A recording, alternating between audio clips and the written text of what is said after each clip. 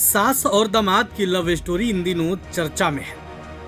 UP के अलीगढ़ से अपनी ही सास को भगाकर ले गया दामाद का अभी तक पता नहीं चल पाया है। पुलिस उसकी खोजबीन कर रही है, लगातार छापेमारी जारी है।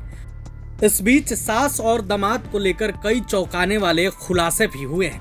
पहले तो राहुल के बारे में खुलासा हुआ कि राहुल पहले भी एक महिला को लेकर भागा था। वही दूसरी बड़ी खुलासा ये हुई कि इसमें ताबीज का काम है। राहुल के पिता ने कहा था कि सास ने उस पर मंतर मारा है।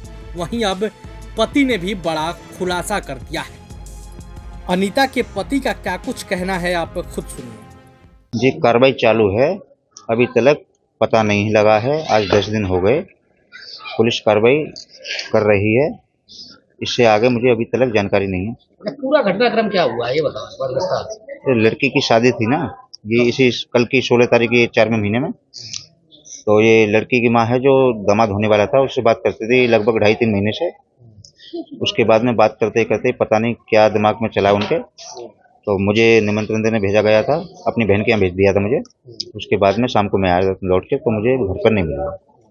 यही घटना हुई है। इसके बाद में मुझे कुछ जानकारी नहीं है। उसके बाद में मैंने ढूंढा इधर उधर, तो नहीं मिले। लड़के के पास फ़ोन लगाया, उसने झूठ बोलता रहा था, मेरे पास नहीं है, मुझे मालूम नहीं है। 1:30 बजे तक कॉल हुई है।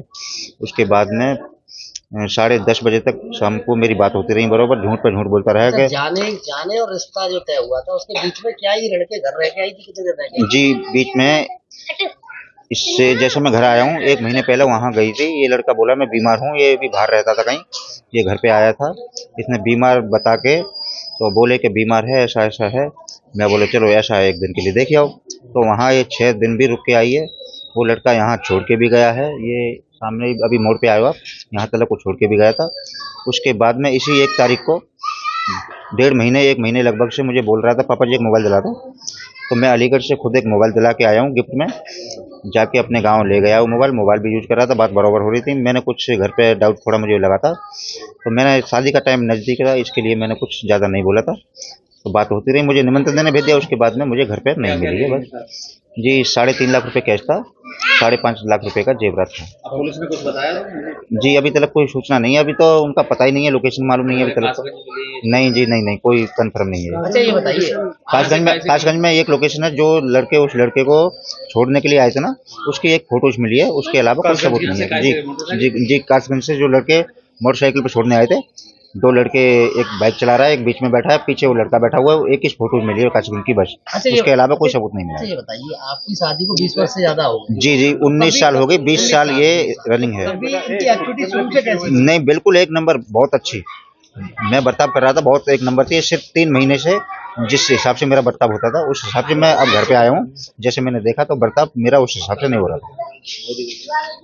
जी, रिक्वेस्ट यही है, जो मेरा सामान और ये वापस गया है बरामद मिलना चाहिए। जी, योगी जी से कहना चाहता हूँ, जो ये 3.5 लाख रुपए कैश, 5.5 लाख रुपए का जो जेवरात गया है, उसी की मुझे योगी जी से मांग है। मुझे ये सामान वापस लौटाया जाए। और पत्नी से भी जो भी गलती जो भी हुई है, मैं मेरे सामने आके अगर ऐसा कुछ बोलेगी तो मैं रखने के लिए भी तैयार हूँ। जी। प्रभातखबर.com, विश्वास वही, रफ्तार नहीं।